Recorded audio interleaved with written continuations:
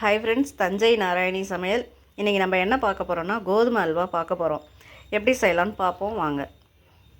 முதல்ல நம்ம அடுப்பை பற்ற வச்சுட்டோம். பற்ற வச்சுட்டு முதல்ல நம்ம நெய்யை போட்டு முந்திரி பருப்பு முதல்ல வறுத்து எடுத்து வச்சுப்போம்.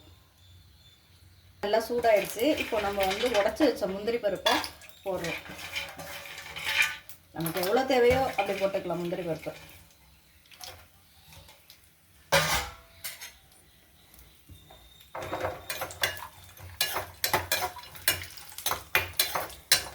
நல்லா கோல்டன் கலரில் ஆகணும். அது வரையும் நல்லா ஃப்ரை பண்ணிகிட்டே இருப்போம்.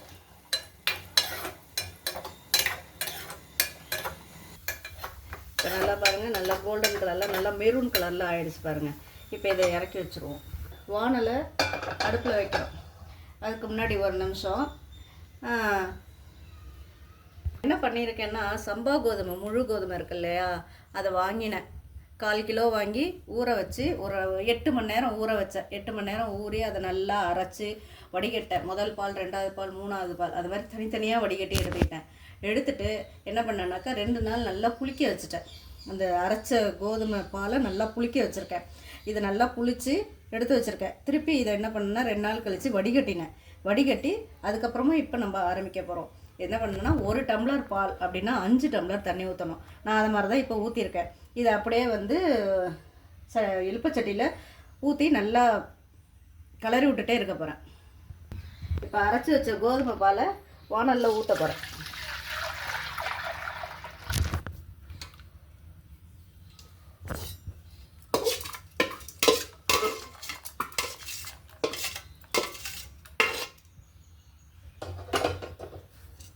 நல்லா ஊற்றி கிளறிண்டே இருக்கணும்.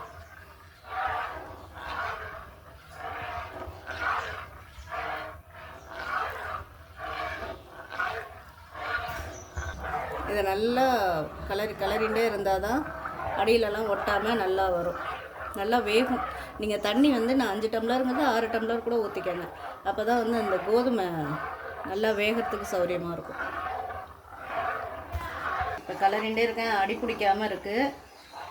அதனால் நல்லா இப்போ லைட்டாக மெரூன் வந்துருக்கு பாருங்கள். மெரூன் கலரில் வந்துருச்சா? இப்போ நான் இதில் சர்க்கரையை போடுறேன். 1/4 கிலோ கோதுமை பாலுக்கு 3/4 கிலோ சர்க்கரை போடுறேன்.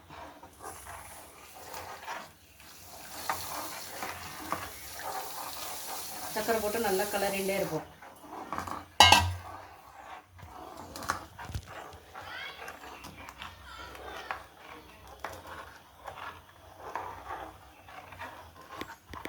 சர்க்கரை ஜீனியை போட்டு நல்லா கொதி வந்திருக்கு. இப்போ இதில் கலர் பவுடர் போடுறோம்.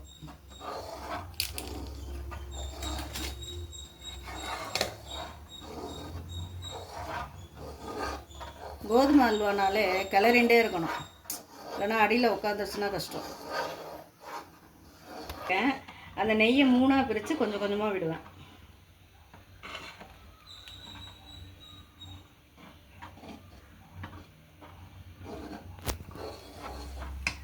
அப்போ இதிலே வறுத்து வச்சோம் இல்லையா முந்திரி பருப்பு, அதை போடுறேன்.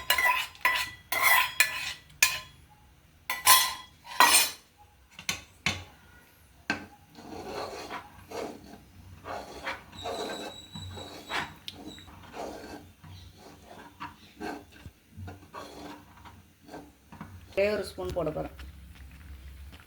ஏலக்காய் பவுடர் ஒரே ஒரு ஸ்பூன் போடுறேன். பாருங்கள், நெய்யெல்லாம் அப்படியே கசிஞ்சு அப்படியே மேலே சைட்லலாம் அப்படியே வருது பாருங்கள்.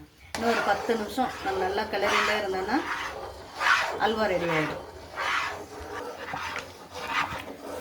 பாருங்கள், அல்வா நல்லா சுருண்டு எப்படி வருது பாருங்கள். இன்னும் ஆகணும், இன்னும் ஒரு 10 நிமிஷம் ஆகணும். அப்போ தான் நல்லா குறுகி நல்லா பலன்னு வரும். பாருங்கள், எதுலேயுமே ஒட்டலை. இந்த பதம் இருந்தால் போதும். அவ்வளோதான். அடுப்பை ஆஃப் பண்ணிடுறேன். ஆஃப் பண்ணிட்டு ஒரு தட்டில் நெய் தடவி வச்சுருக்கேன். ஒரு தட்டில் நெய் தடவி வச்சுருக்கேன். அதில் அப்படியே போட்டு ஆற வைக்கணும்.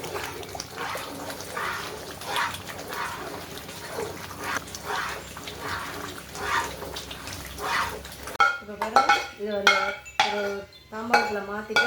இப்போ சுத்தமாக அதெல்லாம் ஒட்டவே இல்லை. அல்வா ரெடி. கோதுமை அல்வா ரெடி. பிடிச்சிருந்தா லைக் பண்ணுங்கள், ஷேர் பண்ணுங்கள், கமெண்ட் பண்ணுங்கள். கண்டிப்பாக வீட்டில் செஞ்சு பாருங்கள்.